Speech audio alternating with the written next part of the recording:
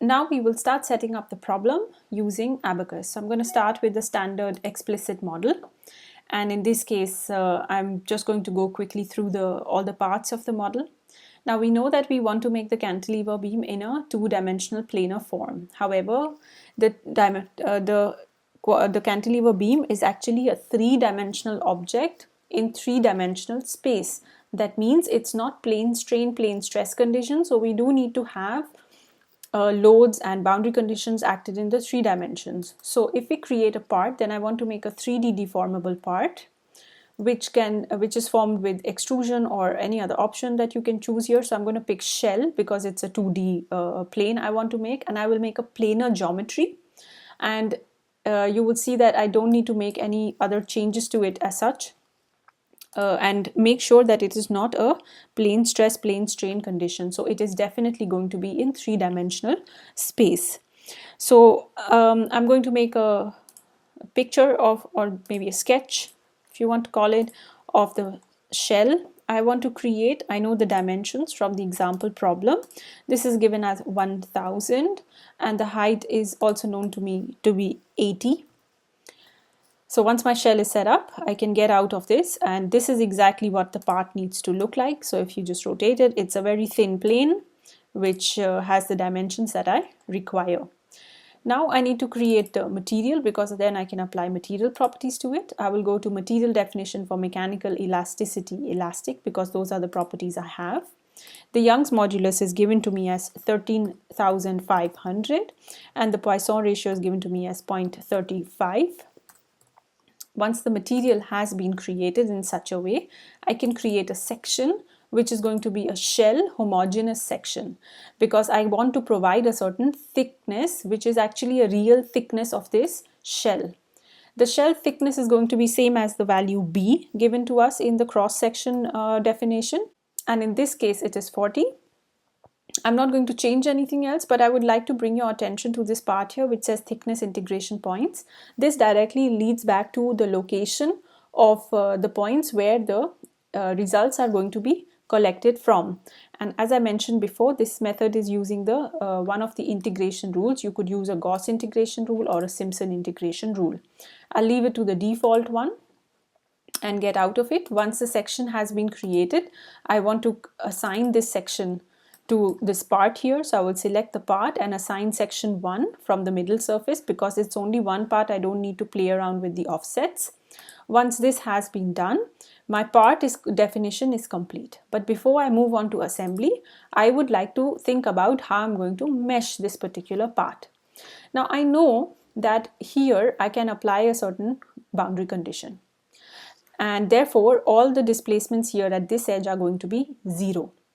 So no matter how fine I make the mesh in this zone, this area is always going to show me high constraints or high reactions, and therefore high stress concentrations, because this value suddenly becomes 0. So I don't really care much about how dense the mesh has to be in this area. Then I know that the beam actually has to bend somewhat this way. So if I want to see a bending behavior, then I need a certain minimum amount of elements that is going to be there through the height.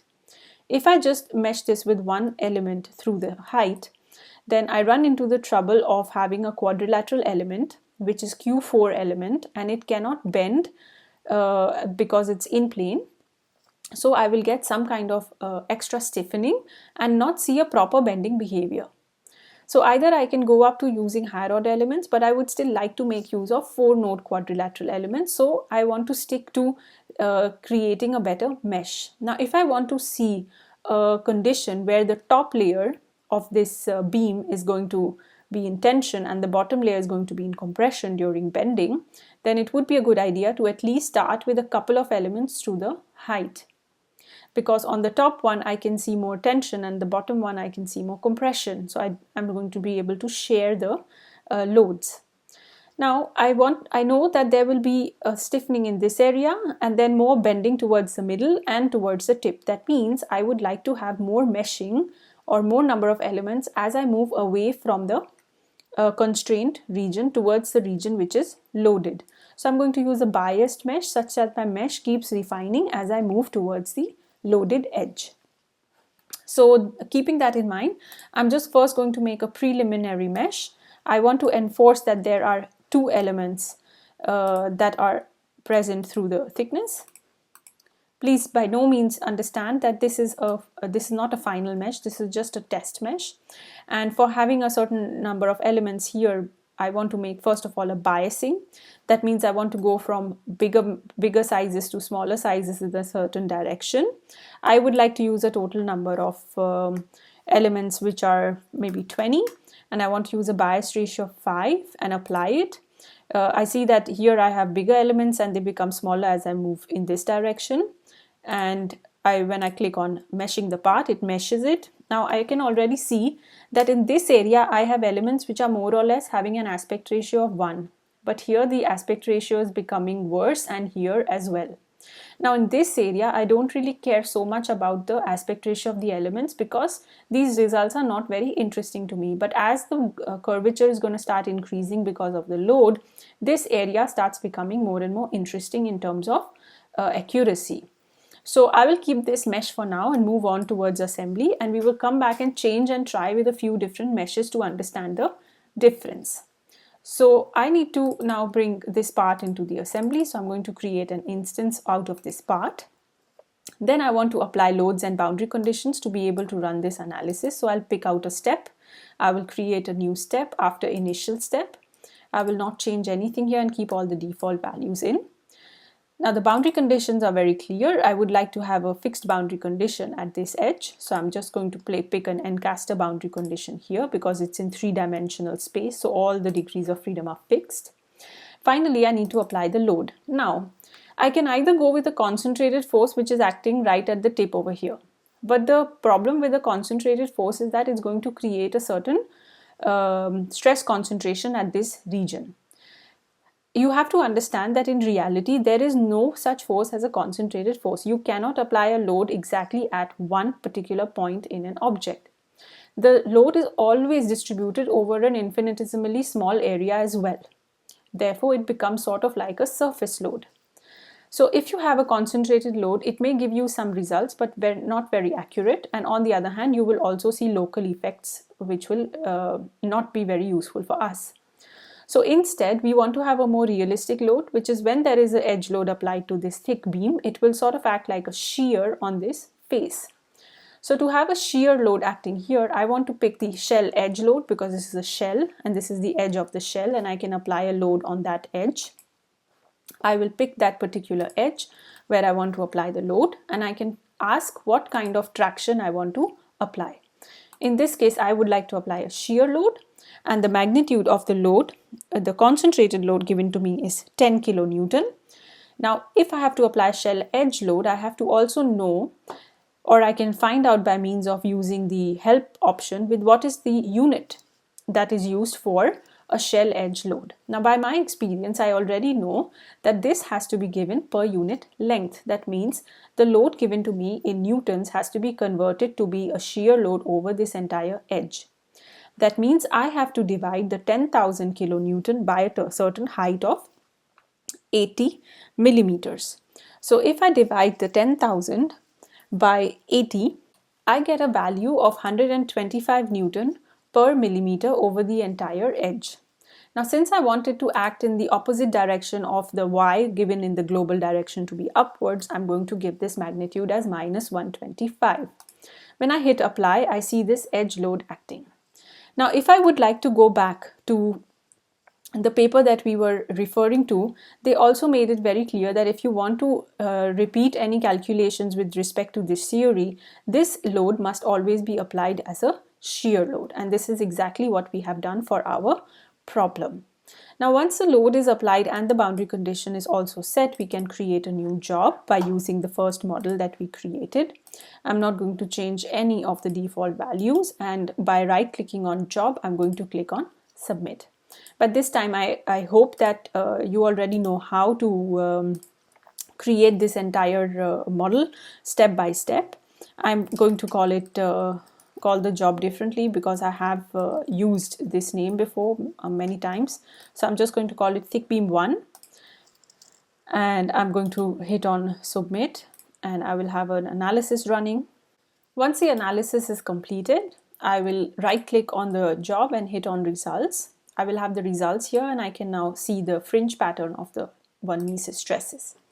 So I will see that there is some kind of a deflection that's happening, and I can check this deflection U. I want to find out the deflection in the Y direction, so I can ask for a U2. I see that the maximum displacement here is minus 1.827 10 to the power minus 2, 10 to the power 2, so 182 millimeters in the downward direction. So you can see that there is some kind of a result, and I do see a certain amount of bending. However, I'm not certain that this is the correct result. So you would have to check with your analytical solution. If you would like, post it on the discussion board so you see how other people have compared to your solution. On the other hand, I would now like to go back to the mesh that we created. If we remember the result about 187 millimeters deflection, I want to refine this mesh by a large amount at this stage. So I want to change the number of elements to the thickness from 2 to let's say 20. And of course, I'll have to delete the existing mesh on it. This is extremely fine. I think I'm going to reduce it to 10 just to make it better to look at. And I'm going to also create a change in the biasing over here and increase the number of elements from 20 to 40. Also extremely fine mesh, but that's the difference I want you to see. Now I'm going to mesh the part, and I see that I have much finer meshing, so I will be able to see much more bending where I need to. So once I've changed the mesh, I can just conveniently go back to my job here and hit on submit, so I get a new result. I could also, of course, create a new result and look at both of them side by side. But well, it's too late now to do that because I've already hit on run. Once the result has been achieved, we can go to results, have a look at the deflection, and you see now that the deflections are much better. The stress distribution looks much better than before, much more distributed in the correct order. And if I look at the displacement in the U2 direction, I see that the displacement is now 144.7 instead of 187. So that means the deflection is now much smaller. So if I keep introducing better meshing strategy here, and more finer elements, then I will be able to see a more converged result. But I would like you to post your results with respect to what analytical solution you have been looking at, so we get an idea of if you understood what to do with convergence. I will also post a little document of what you need to consider in these kind of problems and a small convergence study. To help you understand how you should represent your results and how some elements of the model or some parts of the model considerations are more important than the others.